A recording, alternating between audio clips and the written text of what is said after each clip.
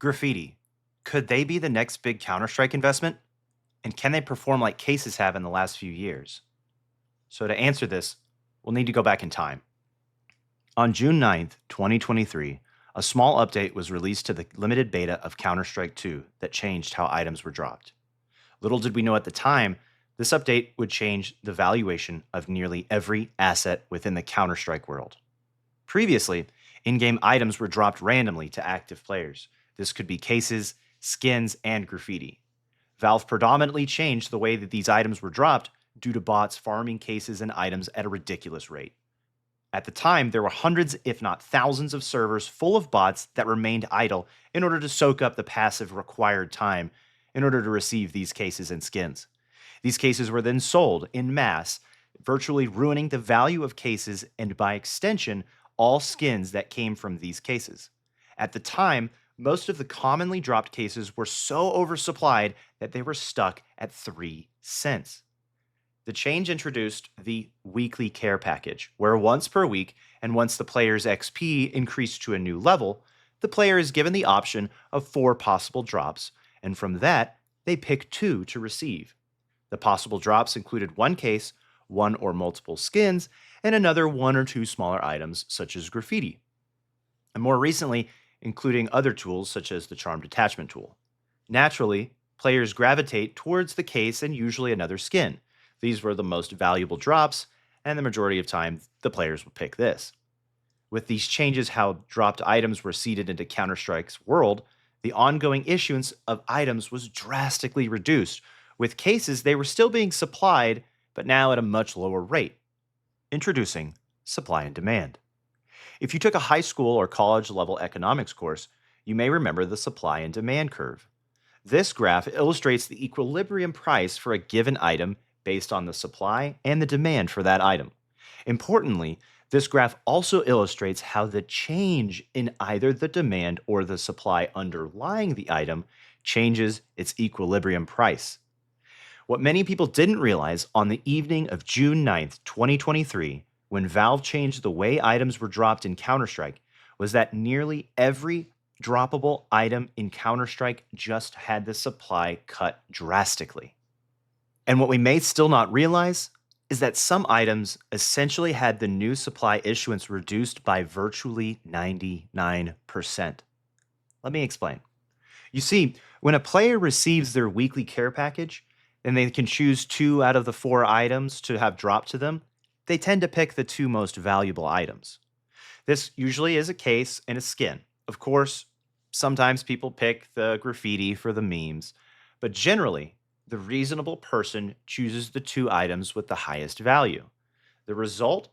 Basically, no new graffiti are issued into the Counter Strike ecosystem. This drastic reduction in issuance would usually result in a quick rise in price, assuming, of course, that demand remains unchanged. However, because of the many years of drops where people would receive tons of graffiti at random, there's still a massive lingering circulating supply of graffiti that happens to remain in everyone's inventory. Well, that was 2 years ago. Now, we may be getting close to the point where graffiti prices start to rise. This isn't going to happen overnight, but I personally believe that the prices for graffiti should eventually rise somewhat off of the current floor of 3 cents. Some graffiti should be worth more than others too. So, this brings me to my next point. Colors of graffiti. Most graffiti come in a number of different colors. Some graffiti come in 10 different colors, some in 14, some in 19 different colors. Most graffiti have a dominant color. That is, of course, the color that is most sought after. Take, for instance, the King Me in Tracer Yellow, QQ in Blood Red, or the Bling graffiti in Tracer Yellow or Forest Green. This introduces the concept in economics known as the availability of substitutes. The price of the QQ in Blood Red likely won't rise that much compared to other colors of QQ because if the price deviates too much, most people will just opt to use another color of the same graffiti to be able to meet those needs. But not all graffiti come in multiple colors. There is one droppable graffiti that comes in just one color. Every other droppable graffiti comes in anywhere from 4 to 19 different colors. So, what is that one graffiti that only comes in one color? It's NaCl in shark white, aka the salt graffiti. This graffiti is only available in one color. Therefore, there are no substitutes for this graffiti, which is the case for every other drop graffiti. I should also note that it appears that every graffiti is dropped at nearly the same rate, and then that rate is divided by the number of different colors. So when comparing the salt graffiti with another graffiti that has, say, for instance, 19 colors, it appears that each color has 1/19th the supply as the salt graffiti. I'll make a video in the future regarding market liquidity and Counter-Strike, but for now, consider higher liquidity a good thing. Because of the higher rate of issuance, the salt graffiti has a higher liquidity and an absolute massive supply for sale on the market. At least that was the case when Valve changed the supply issuance. The thing is, once the supply becomes dwindled, a new equilibrium price can be found. Remember the supply and the demand graph that we talked about earlier? Well, Valve's reduction in issuance created a movement of that supply line on the graph. Once the lingering supply is consumed or removed completely from the market can start to discover a new price equilibrium.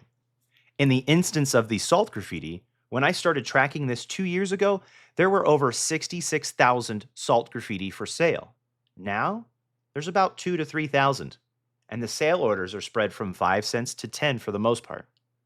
This happened before with cases. Before Valve's update, cases were also trading at 3 cents.